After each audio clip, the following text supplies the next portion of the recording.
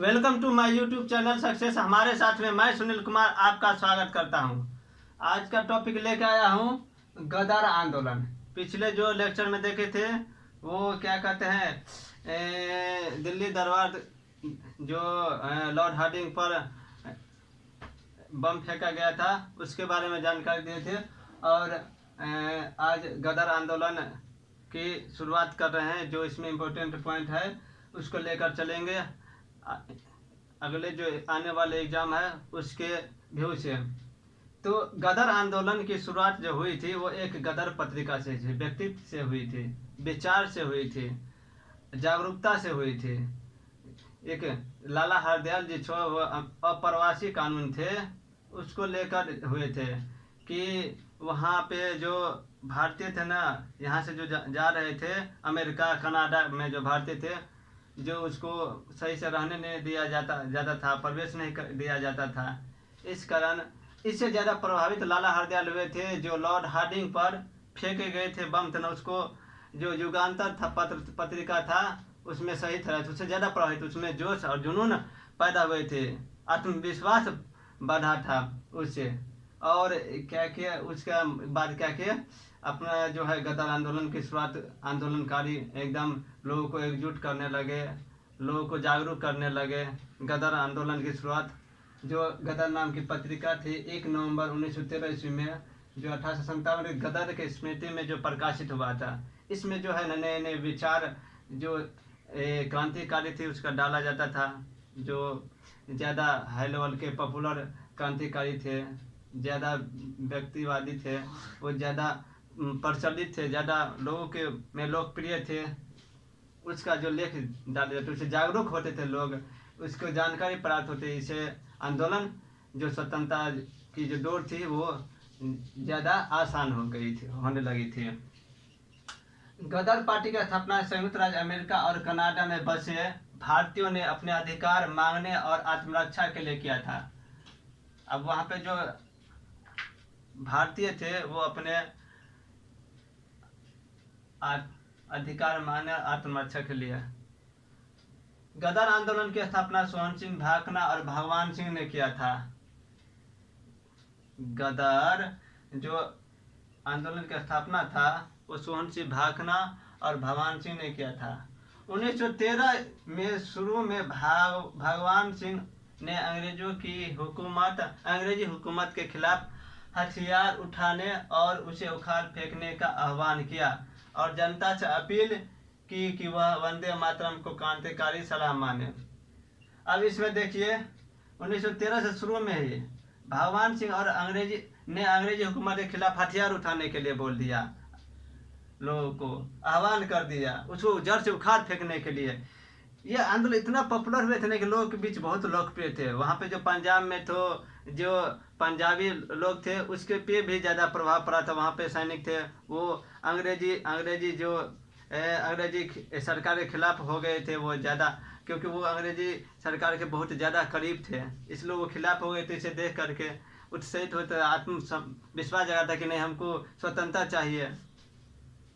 और वंदे मातरम को क्रांतिकारी सलाह माने, वो वंदे मातरम बोले और उसको क्रांतिकारी बोले, सलाह माने, क्योंकि वंदे मातरम बोलेगा और लोग आंदोलन करेगा, अनशन करेगा तो ज़्यादा प्रभाव पड़ेगा, कोई ना कोई होना चाहिए ना।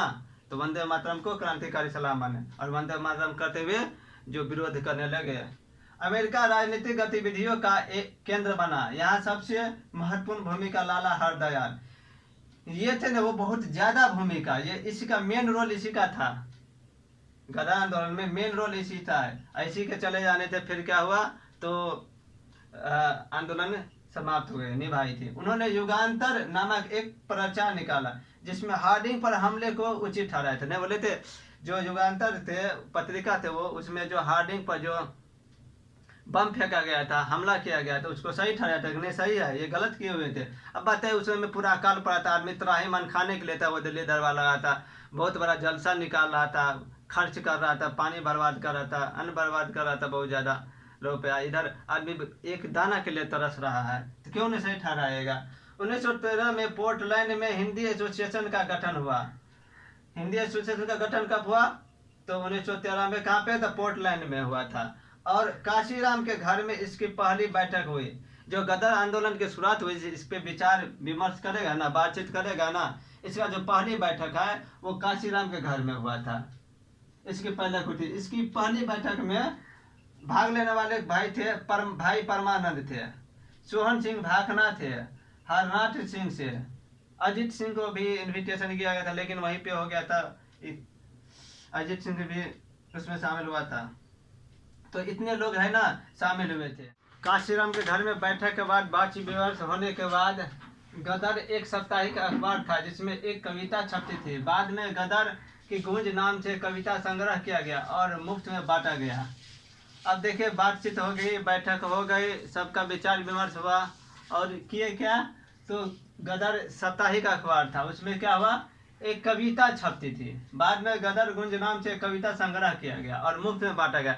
इसमें क्या करते हैं, कविता जो लोगों के विचार थे, जो लोकप्रिय क्रांतिकारी थे, नेता थे, उसके विचार छापे जाते थे, जो लोगों के बीच जाए और फ्री में बांटे थे, जिससे वो विचार है ना क्रांतिकारी, वो लोगों के बीच जाए और जागृत हुए।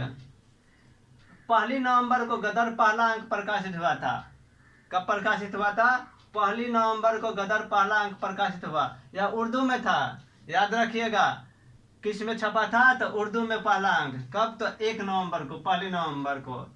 9 दिसंबर से यह गुरुमुखी में छपने लगा। हर अंक के पहले पृष्ठ पर छपता था। क्या हुआ? तो क्या गुरुमुख में 9 दिसंबर से गुरुमुखी में छपने लगा और हर अंक के पहले पृष्ठ पर छपता था। ये अंग्रेजी राज का कच्चा चिट्ठा साथ ही साथ उन पर लिखता रहता था। भारत में विद्रोह फैलाने के लिए बहादुर सिपाहियों की जरूरत है। तनख्वाह, मौत, इनाम, शहादत, पेंशन, आज़ादी, लड़ाई का मैदान, भारत आदि इसमें छपते रहते थे, जिससे लोग क्या हुए, जागृत हुए, लोगों के अंदर है ना भरोसा और क्या हो, आत्मविश्वास पैदा हो, लड़ने की, आंदोलन करने की, विद्रोह करने की। जो अंग्रेजी राज का कच्चा चिट्ठा था, जो गलत फलत करते थे, गलत अत्याचार करते थे, वो उसमें छापते थे, फ्री में बांटते थे, लोग सब इससे बात से समझते थे, ज्ञात होते थे कि नहीं, मेरे खिलाफ है ना वो गलत हो रहा है, मेरे ही देश में, मेरे ही जगह पे जा करके ये धौस जमा रहे हैं, गलत व्यवहार कर रहे हैं, ये गलत है ना, उसको हटाना चाहिए। तो यहाँ पे इनाम, शहादत, पेंशन, आज़ादी, लड़ाई की मैदान, तनख्वाह, मौत आदि सब उसमें छापते थे जो गलत कार्य करते थे। लाला हरदयाल को 25 मार्च 1914 को गिरफ्तार कर लिया गया। कब लाला हरदयाल को गिरफ्तार कर लिया गया? तो 25 मार्च 1914 को गिरफ्तार कर लिया गया। गदर आंदोलन को लाला हरदयाल की गिरफ्तारी का कामागाटा मारू प्रकरण, प्रथम विश्व युद्ध आदि की घटनाओं ने इसे प्रभावित किया।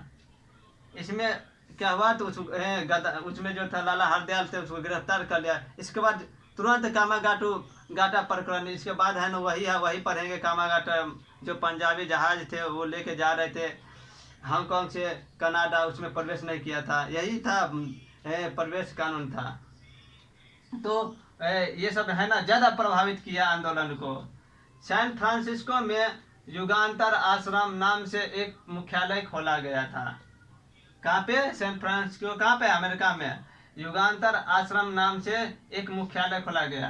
अब जैसे ही मतलब लगते कि क्रांतिकारी कुछ और नाम तो समझ जाते हैं अंग्रेज ना, इसलिए आश्रम के नाम पर सुना है कि ये आश्रम है। और उसमें क्या हुआ, मुख्यालय बना दिया, मुख्यालय खोल दिया। वहाँ पे लोग आए, बातचीत विमर्श होता था, जो क्या करना चाहिए नहीं करना था, बातचीत विमर्श के लिए।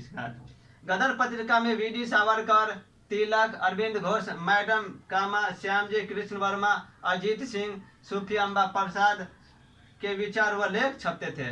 इसको जानते होइएगा अजीत सिंह को, जो लीजेंड ऑफ भगत सिंह जो देखे होइएगा मूवी ना, उसमें इसको जानते होइएगा, ये बहुत रोल है, अहम रोल है उसमें। तो इस सब का जो है ना वो क्या होते थे, विचार, बातचीत विमर्श जो है, विचार, लेख, कविता सब छापे जाते थे। किसमें? तो गदर पत्रिका में, और लोगों के बीच जाते थे।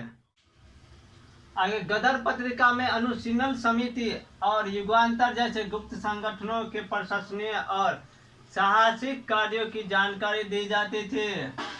गदर पत्रिका में जो समिति थे, अनुशीलन समिति और युगांतर जैसे गुप्त संगठन, ये जो संगठन थे उसके बारे में, जो उससे क्या होते थे, उस संगठन के से जो आंदोलन के बारे में जो कार्यक्रम होते थे, उसका जो जानकारी है वो इसी गदर पत्रिका ही के माध्यम से देते थे।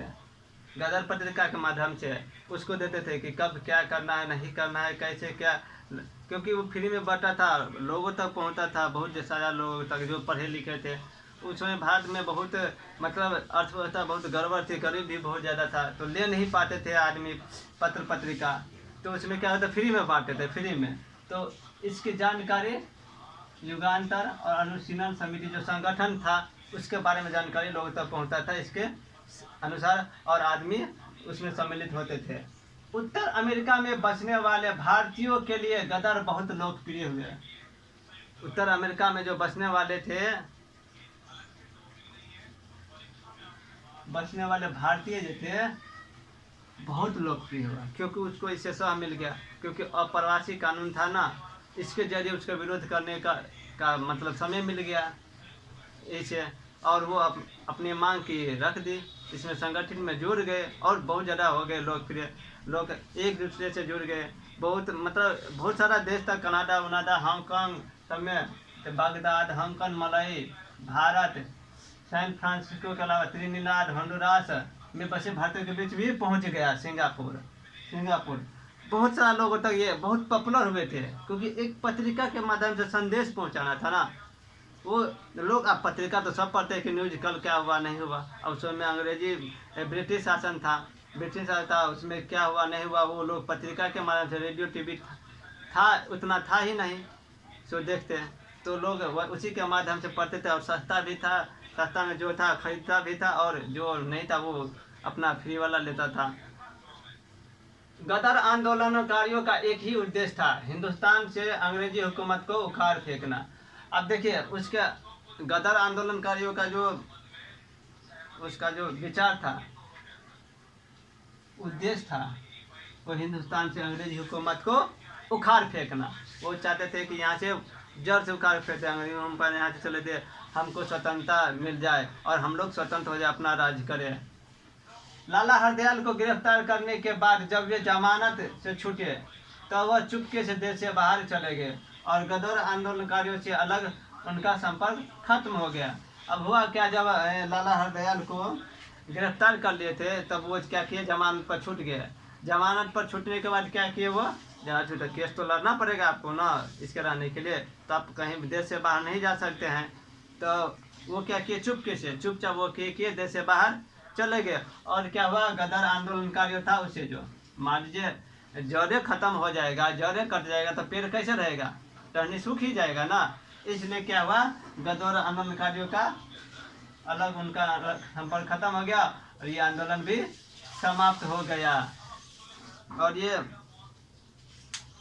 इसमें जो जितना भी इम्पोर्टेंट पॉइंट था वो आपको लगभग दे दिया गया है। जो आप यूपीएससी, बीपीएससी, नेट, जेआरएफ जो भी आप करना चाहते हैं, जनरल कॉम्पिटिटिव एग्जाम, आईएएस, सब के लिए ये सबसे ज़्यादा बहुत इंपॉर्टेंट है, इससे क्वेश्चन आता है। तो आप लोगों का ये वीडियो कैसा लगा तो लाइक कमेंट शेयर कीजिए, और सब्सक्राइब भी कीजिए, दोस्तों को भी भेजिए जिससे उसको भी फ़ायदा मिले। तब तक के लिए जय हिंद, जय भारत। अगले वीडियो में मिलेंगे, कामागाटा मारू प्रकरण।